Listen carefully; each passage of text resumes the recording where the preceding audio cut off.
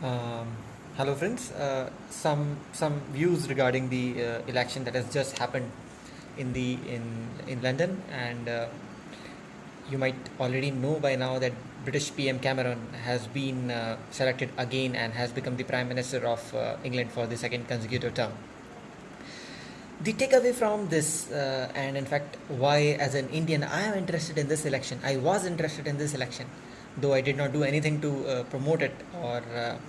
But something that caught my attention in this social media, where I have many friends from London, is that Mr. Cameron heavily campaigned among the Indian community. And Mr. Cameron also said this statement, अब की बार Cameron सरकार. मित्रों, मुझे नहीं पता कि बाँछें कहाँ होती हैं, लेकिन ये शब्द सुनकर मेरी बाँछें खिल गईं. बड़ा अच्छा लगा ये सुनने के बाद. Secondly, one thing that Mr. Cameron said, that the Britain should learn from the ancient wisdom of the Hindu people, or I would say ancient wisdom of India. Friend, this is a wonderful statement. I mean, as an Indian, I should feel proud about this statement, that yes, the British Prime Minister is saying such truth after so long time. However, it also pains me deeply when I realize that this country has ruled my country for so long years, for 200 years almost. They were telling us what our children are going to study. They were telling us what was the contribution of India. They were the one who decided what our history was. And today, thanks to what they have done, uh, many of Indians suffer from inferiority complex. They really do not know that what worthwhile contribution Indian universities have made into the world. They really do not know anything about Nalanda. We do not know anything about the ancient universities of India.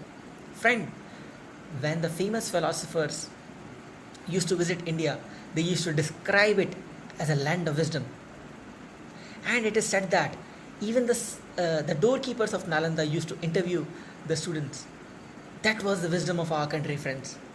And today, by telling this statement, Mr. Cameron has reiterated one fact. He has told one thing, that what British did for almost 200 years in our country, they did it to break the very spine of our country, because that is a way by which you can uh, you can uh, uh, you can make a country as your slave.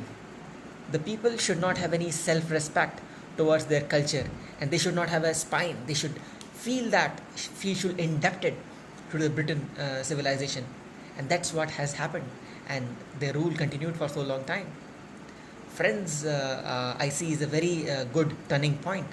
I'm sorry, turning point, to say this as a turning point will not be right, but I really see this as a very good sign that today the world has realized the strengths and achievement of India.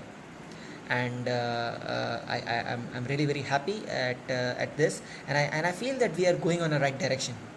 And I feel someday we will be able to respect our indigenous products.